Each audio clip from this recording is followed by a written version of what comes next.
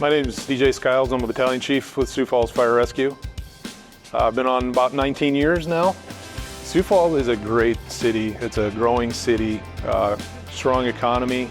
There's quite a bit of stuff to do. We've got pretty harsh winters. That's probably the big negative around here, but geographically, we're in the plains. We're pretty flat, a lot of agricultural land, so the interstate drive's a little bleak. It's just a lot of cornfields and bean fields. We got the falls run through town here that the city's named after, obviously. That's a nice feature.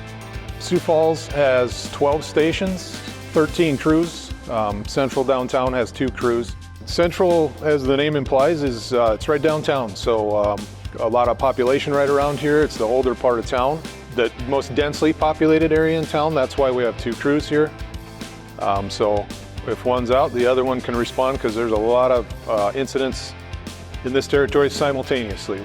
This is Central Fire Station, or Station 1 as we call it. This is the original. This is the first station in town. It has been through several reincarnations and remodels. There's a gym upstairs. That used to be the hayloft, right? So it's got big high ceilings, but there was horses downstairs. There's quite a bit of history in this building. It's served a lot of purposes for the city of Sioux Falls. They used to keep zoo animals here in the winter in the basements. It's got a lot of history. We respond to all hazards. We have hazmat team, USAR team, water rescue teams, obviously fire and EMS. We ran about 14,000 calls last year.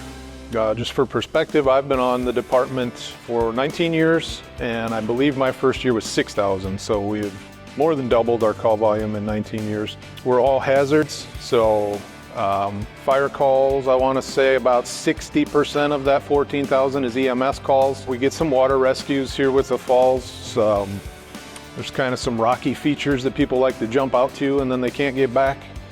We're pretty specialized. We have hazmat teams that are at hazmat stations. We have USAR teams that are at USAR stations with rescue trucks. They have to be firefighters, they have to be EMTs, but then they just USAR, right, or hazmat. We don't have people that are training all of it all the time, right? So we keep it pretty specialized, but day to day, these guys are training in-house every day. We have pretty extreme weather here. It gets 100 degrees with 90% humidity in the summer, and then outside today it's -9 or something to that effect.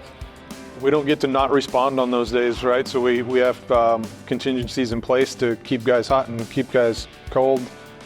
We have a bus we can bring out onto scene to keep people thawed out. You know, you can imagine on a day like today, you run in and start spraying water, you make a lot of ice real fast, including on people. We've got to worry about people slipping and falling. We got to worry about keeping people warm. You get sweaty, you're inside there, you're in a hot fire still. It's still hot in the house, but then you come out and you get cold real fast. We have tremendous support from the city.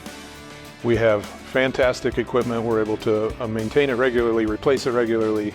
It's a tremendous peace of mind, especially as a battalion chief, just knowing the reliability is there. Equipment is never really a concern. We just always know what we've got is going to work. Coming here and with your brothers and sisters in the fire service is amazing. You know they got your back, you got their back. It is a tremendous feeling. It's an incredible group of people, super dedicated to this profession. And if we're at your house, it's probably your worst day, and it's just Tuesday for us. I mean, stories like somebody gets sick, has to go to the hospital while it's snowing, and the crew will stay voluntarily and shovel their driveway for them before they go back in the station.